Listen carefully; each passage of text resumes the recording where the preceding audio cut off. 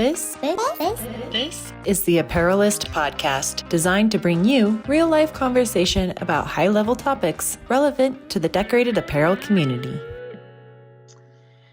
Hey everybody, welcome to yet another amazing episode of the Apparelist podcast. We are still in the infancy of our broadcast here, but I have to say, from personal experience, that thus far the topics have been incredibly engaging, a lot of fun. I hope all of you listeners out there are enjoying it as well. This episode, we are talking about a topic that is personally near and dear to my heart, but is also becoming just a massive point of conversation in the apparel industry. I am talking about sustainability. We can't ignore it any longer. It's no longer a conversation point. It is now an actionable item with so many companies across the industry looking to change their policies. We're also seeing a lot of laws and regulations starting to come to fruition. So let's talk about it. Let's enlist the experts. And speaking of experts, today I am joined by David from Alpha Broder and Abe from Threadfast. Two people who I feel are more than qualified to talk on this topic. So Abe and David, welcome. Thank you. Glad to be here. Thanks, Cassie. Cassie, thanks for having us. We're excited about this. Yeah, and as I mentioned, I feel like you guys have a lot to say. You're the experts. So let's give our listeners some insight. Kind of want to kick things off. A lot of data rolling around on the topic of sustainability. So let's maybe kind of talk about that. Let's just touch on, high level. And I'll start with you, Abe. Any data points you can share in terms of, how much waste really is happening in the apparel industry? What are you kind of seeing on your level? So there's two types of momentum that we're seeing gaining traction. One is trying to eliminate waste in the supply chain. So we talk about inputs like fibers and materials, whether it's organic or recycled, but we're also looking at byproducts that happen during the production cycle. So things like scraps coming off the cutting room floor, getting repurposed, shredded, and re-engineered into fresh yarn or recycled cotton yarn. So that's one area where we're seeing a lot of progress with regards to waste. The other area is post-consumer. So there's a bunch of companies that are really in their infancy. One got a little bit of publicity recently, a company by the name of Retold Recycling, where I think it was actually on Shark Tank. Mark Cuban made his investment, where they're actually encouraging consumers that would maybe throw their used T-shirt in a in a bin at a parking lot someplace, or somehow try to keep that out of the trash. They're actually having business models develop where they're mailed back on a periodic basis, and then companies will try to recycle that as a post-consumer initiative. So those are the two big things I'm seeing in terms of progress with regards to waste. Interesting. David, anything you want to add to that? Anything you guys are seeing on your end or talking about a lot? Well, from our perspective, it's primarily up the supply chain. We're working with all of our partners in the supply side. They've all got various initiatives and a really serious focus on sustainability and looking at their footprints and things like that they're doing to improve their, as they mentioned, their manufacturing processes, things like that. So we're beginning to kind of work on scorecards for our manufacturing partners, and each of them honestly are showing up with a lot of their own scorecards. They're doing the work themselves, and which is great to see. This is not something that I think that's being really resisted. I think the good news is, from what we've seen, it's a really positive, and everyone's like on board with doing this. Everyone realizes the value it possesses.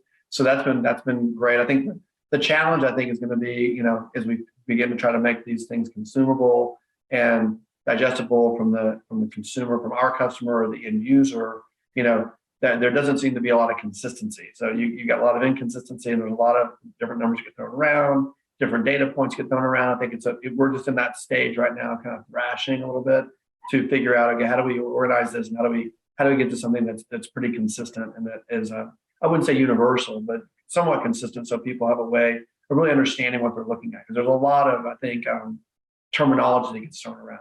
And I think people are doing it, let's just say, for the right reasons and not, any malice involved. But I think a lot of things get thrown around and people are a little bit confused. So I think one thing we're trying to do on our side is to simplify it down a little bit and make it clearer and cleaner as we present our products. So if these become criteria for you, we've got a system on our website, alphabutter.com, that you can simply go in, and we've got kind of 3 levels of sustainability that we're tracking: sustainable materials, sustainable manufacturing, and responsible mindset. And that last one is just something that, the other 2 are pretty self-explanatory. Responsible mindset, these are products that have a give back associated with them in some way, some sort of give back to the earth, to the world, somehow giving things back. I mean, even these guys have a great Planet Tree concept. So that would be the thing, like that would fall in that kind of category. So we're trying to make it kind of simple and digestible, I think, for people, as the more and more information, more data comes on board. One interesting little anecdote, I guess I would say, is around Mark Cuban. This has been several years back, but Mark Cuban was really a front runner in sort of the whole white out, blue out, kind of events at the Mavericks games. And I think all the NBA kind of picked up on that. Something that's done in college games as well. And there's a story, one of our customers works with the Mavericks in Dallas, and they conveyed this story to us that Mark was walking out of the arena one night after a whiteout, and he sees all these shirts just in the trash. Abe just mentioned the company that was on Shark Tank. So he sees all these shirts in the trash, and so he goes back to his marketing team and says, "Well, what is this? Why is this happening?" Well, we're trying to get the lowest price we can on a t-shirt. So they bought the lowest quality t-shirt they possibly could, and what happened? People just threw it away. So Mark's like, "Well, this is a branding exercise for us. Why aren't we going low end on something we want to put our brand on?" So I would say one of the best ways to avoid things ending up in the landfill is to buy a higher end product and buy a better quality product and put something you want to put your brand on, as opposed to buying the lowest end thing you can possibly find that usually ends up getting thrown away. So, I mean, I'm glad there are people out there trying to figure out what to do with all the trash. But step one would be, how about make it not trash to begin with? Make it actually a branded product that you want to keep using and keep wearing and keep using if it's not apparel, some other product. So I thought that was interesting that he had that insight, and sure enough, we've up leveled those products we're selling to the Mavericks and others to make those white outs and blue outs and brown outs not only great sporting events but great branding events for the teams. David, I'm just going to jump in a second. I couldn't agree with you more. We talk about the number one focus of sustainability being longevity, right? We all have them. We have that product, that t-shirt, that sweater, whatever it might be, that's always on top of the pile in our closets or in our drawer, because we'll wear that a dozen times before we wear something else. So striving to build that product that gets, more wear hours out of that product than anything else should be everyone's key focus when it comes to sustainability. And just another story, sort of along the lines of what you mentioned. My daughter, she's 18 now. I think it was 2 summers ago. She was 16. She participated in one of these 10K races, and they gave out a opening price point, sort of really inexpensive product as the shirt for the race.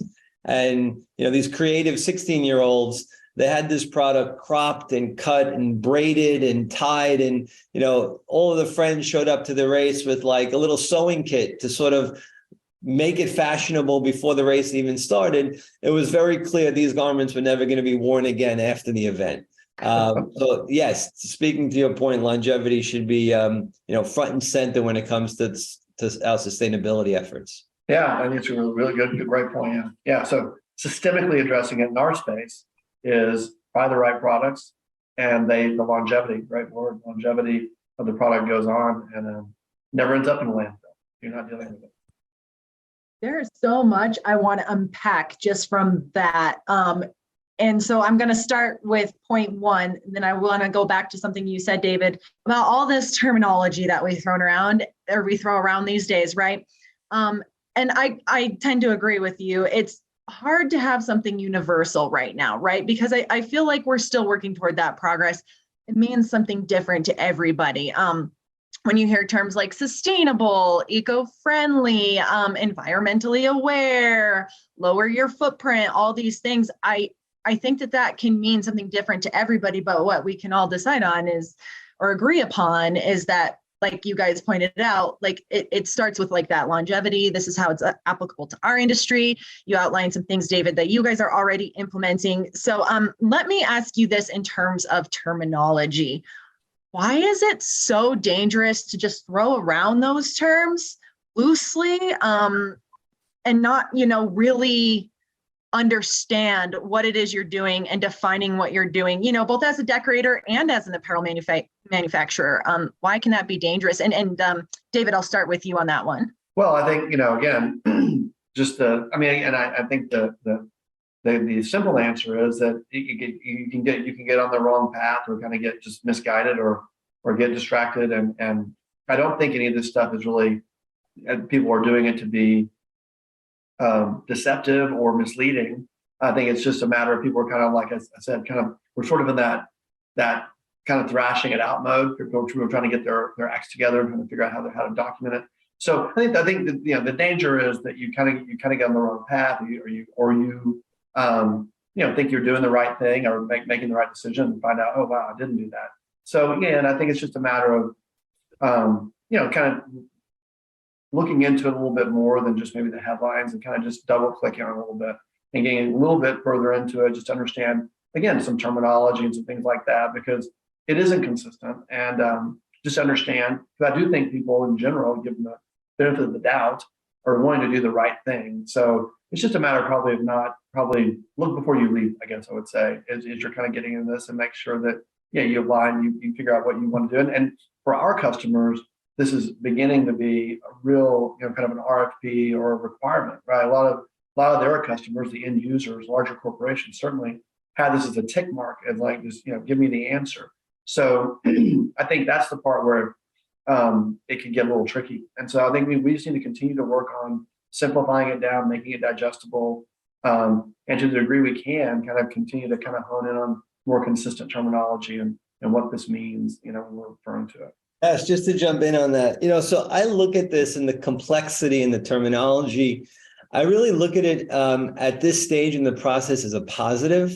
When you look at where that's come from, right? So you've got retailers and retail groups trying to address the problem. You've got, Fortune 500 consumer products manufacturers trying to address it. You've got NGOs that have stepped in to try to figure out how to provide guidance. So, from B Corp to Higg Index to all these different initiatives, there will be a common language that will emerge. And it's really very healthy. While it might be frustrating right now, it's very healthy that all these initiatives and all this momentum is sort of building, and it will get harmonized, right? So it'll take some time.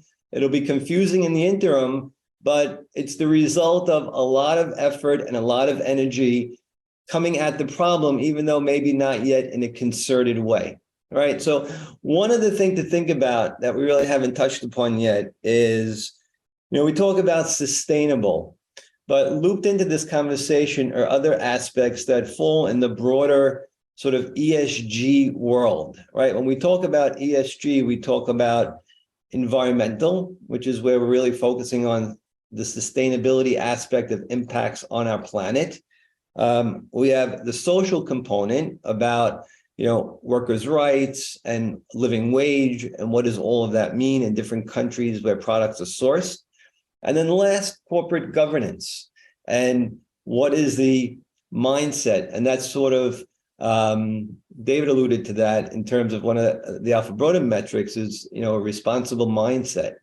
And once you lump that all together, yes, you get this like soup of acronyms that are floating around. And the important thing I think to take away is that it's not black or white. Products are not either sustainable or not sustainable. This is a journey. And most of the manufacturers in our industry have started on that journey. Some are further along than others. Some are possibly more cost effective at what they're doing than others. but it's a journey, and it really requires education to understand where along that journey are each of the products that I'm considering. I love that, referring to it as a journey, because you're absolutely right. It's not something we're just all gonna snap our fingers and it's just magically gonna fix, right? Like this is gonna be a long process of everybody working together. One of the terms that I hear used a lot, not only in our industry, but just in the world in general, is fast fashion, right? I mean, I think when COVID hit, it just took over by storm. And I find it interesting the way that fast fashion is sort of, defined and approached. And Abe, I'll start with you. I mean, how do you really see that term fast fashion sort of going beyond the Amazon mindset and really starting to stick its fingers into our industry? And how are we, as apparel decorators, as apparel manufacturers, addressing that? So we have good visibility into the retail world. The parent company of Threadfast services big box retail. And in that space, the notion of fast fashion really started with the streetwear and urban brands that were launched, 20, 25 years ago.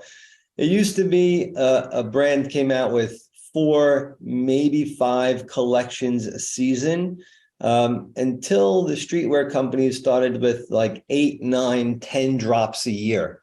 It was almost a monthly drop with the exception of maybe July and December. And all of a sudden you had this 3-4 week really hectic cycle, but it provided the consumer with a tremendous amount of newness. We have to really, parse and dissect the notion of fast fashion versus disposable fashion. And what we spoke about earlier in terms of longevity. So I think the consumer is going to vote with their wallets. And ultimately, we're seeing a movement towards, even at retail, right? Not just in our industry, but more so at higher price retail, of people looking for more durable, long-lasting product. I think part of it is in our DNA, in our American sort of consumption mentality. I think it's different when you travel to Europe and to some other places in the world where people look at some of the purchases that they're making, maybe more in terms of a longer term, higher quality, longer longevity type product. And the truth, it creates some really challenging dynamics for retailers that have sort of established themselves as fast fashion, right? So we'll see how that plays out. Ultimately, the consumer will vote with their wallet. Interesting insight there, because you notice as different generations come into the major buying group, things seem to change each time. So that's a very interesting perspective. One thing I want to talk about, and David, I'll start with you on this, just because you've already touched on it, I think more than once, but let's kind of return and really dissect it. It's one thing to talk the talk, right? But it's another thing to walk the walk. So you had already outlined a couple things that like Alpha Broder is doing. Abe, you've outlined a few things that Threadfast is doing. But from mills and manufacturers all the way to decorators and buyers, in your opinion, what truly needs to happen in order to implement real change when it comes to sustainability? I think it's beginning to happen. I mean, as always, these things are a financially driven. I mean, as altruistic as we all want to be, and I think we all do want to be that way, but usually the forcing function is dollars. And what we're seeing is in the Fortune 500, Fortune 1000, all the way through to many of our customers, the end users, are really driving us back upstream. And again, I think it's as much as the supply chain on the very top end of the supply chain. I think they're being pushed, many of these companies, by their shareholders and people like that. So again, I think what's happening is we're doing the right things for the right reasons, but as usual, those things get accelerated when the business itself begins to require them. And I think we're starting to see that happen. That's what's in the volume on this conversation, and not just volume, but to Abe's point, the depth of conversation, and the more I think actionable the conversation has increased significantly in the last 3 years. I mean, and so we're just beginning to really have the real serious conversations about it. So I think the forcing function is the business, and I think it's a good thing. It's businesses are beginning to push this back upstream and saying, we want the people we work with to have a similar mindset. I mean, and mainly that's being driven a lot by the people who work at these businesses. So the people who now work in these companies are asking their company, what do you stand for? Why are we accepting these things? And so it's really a groundswell that starts with your constituency of the company you're running, perhaps, and your employees and your team members saying, hey, what do we stand for? They push that back upstream, and it continues to move. And I think I think to me that's the forcing function. And of course, the driver here is the sustainability of the planet and everything, all of our resources, natural resources, as Abe outlined the ESG pieces of it, the environmental pieces, but also the social pieces that now we're much more attuned to and much more aware of, and have, thank goodness, a much stronger point of view on, and take that right into our businesses and vote with our wallets and vote with how we're going to spend our dollars. And then at the end of the day, that's what moves things. Where the dollars move is what moves things. So that's when it becomes real. And so it makes it a business decision based on these things. And we're starting to see that. And I think that's what's making it, kind of very real in our space. Cass, the other thing that we're seeing is, I like to say it all the time, everybody wants to be green until it costs a penny more, right? When it costs a penny more, we'll let the other guy be green, I'm good. I speak at some of these large, buying groups, and I ask them to show me, by show of hands, how many of their customers would be willing to pay more for a sustainably sourced product. And to David's point, 3 years ago, you wouldn't see a hand in the room. Today, you're seeing people understand that, yes, there's a trade-off and I'm willing to spend a little more. On the flip side of that, we're seeing a critical mass achieved in certain areas of the supply chain that are allowing us to bring product to market at cost parity with very strong sustainable attributes. So we work a lot with BCI, the Better Cotton Initiative. They train farmers around the world on the most sustainable way to grow cotton. Is it organic? It's not organic. We cannot reach cost parity at organic. There's a whole debate about whether organic cotton is the best deal for the environment. But you know what? We're making our impact at a cost, at a value proposition that is really very compelling. Similar conversation with regards to recycled polyester, right? We have a tipping point almost where the incremental cost to use recycled polyester versus virgin polyester, it's almost at parity. So these decisions for suppliers, for manufacturers, are becoming a little bit easier. And to David's point, the push, the momentum to say, you know what, we'll spend a little more because it matters. It matters to our customers. It matters to our shareholders. So we're sort of feeling like this groundswell where a lot more product will find its way to the consumer in our industry because these friction points are starting to melt away. Yeah, I mean, just to add to that, scale helps everything. And so, when it's a nascent point and it's a very nascent manufacturing process or raw material, then you have a problem because it's going to be more expensive. That's just the way that the economics work. But to the degree it begins to scale and all of a sudden it's a tipping point, to Abe's point, there's a tipping point. All of a sudden, if you get enough scale, well, the economics work, and all of a sudden you can bring the price points down, you can bring everything into focus. So it really is a matter of kind of finding that tipping point. And once you do that, then it allows everyone to participate. And it's no different than anything. It's just economics, really. That's the way it works. And so I think we're beginning to see that. And it's great to hear that from Abe. We're beginning to see that on the manufacturing side, that they're beginning to find pricing and price points that allow us, that don't raise our costs. Because you're right, three years ago, there were no hands in the room.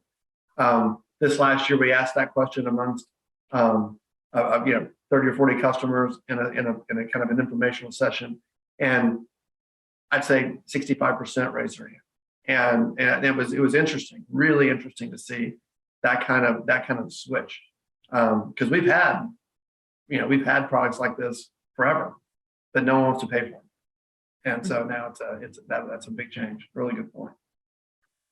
So then, Abe, what would you say to the apparel decorators out there, the shop owners out there who think it's not financially necessary or that they can't afford to make these types of changes? What advice would you give them? We said earlier, the consumer, your customer will vote with their wallets, but you have a responsibility to be an educated supplier. So, when presenting product, you have to be offering a solution. And if that solution means that you're selling a promotional t-shirt that's a little bit more expensive, but maybe is going to get that many more eyeballs for the sponsor of the event or whatever the purpose of that product might be, that's a really compelling proposition. So my advice would be that, number one, it's not black or white, it's shades of gray. So look for the proposition, the value proposition that provides you the right balance between a sustainable initiative, an ESG sourced product that still meets the value, the price, the budget of the project, and educate yourself so that you can then educate your customer. Yes, it's confusing, but you know what? Dedicate a few hours. You understand where each of these monikers, each of these affiliations fit within this jigsaw puzzle of ESG today. And before you know it, you'll be able to speak intelligently and educate your customer on what it is that you're offering and why there's a range of possibilities and which might be best for them. Any tips you want to add to that, David? No, I think that was really well said. I mean, to be slightly more blunt, at the end of the day, if you don't take these steps, you're going to find yourself on the outside looking in and being somewhat unprepared to navigate and deal with this. So I think it's good advice that Abe was just kind of sharing there. Absolutely. And both of you mentioned it. Education is one of the best places to start. So let's talk about a couple of those education options. One is the Decorators Hub, brought to you by Alpha Broder. David, you've shared this information with us before, but just in case people missed it, where can our listeners find the Decorators Hub? So you go to alphabroder.com and just look at our resource center, and it's right there, Decorators Hub. And yes, you can find the information there around this. We also have on alphabroder.com our eye care landing page and eye care website area that talks about our commitment to ESG and all the details around what I mentioned before, how we're kind of identifying our products as sustainable, manufacturing, materials, mindset. So check out our eye care website as well. That's another area that you can get a lot of information about this. All of that's found on alphabroder.com as well. Perfect. Abe, any places where we can send our listeners for Threadfast where they might be able to learn more? Certainly. If you visit threadfast.com, you'll take a look at the 3 pillars of our sustainability initiative, namely the BCI cotton we spoke about, recycled polyester, and our partnership with One Tree Planted. We have links to each of those sites so you can educate yourself on the work they do and why they're a very compelling value proposition. So I encourage people to read up on it. It's not that time consuming, and its information is very well presented and allows you to speak intelligently with your customer base.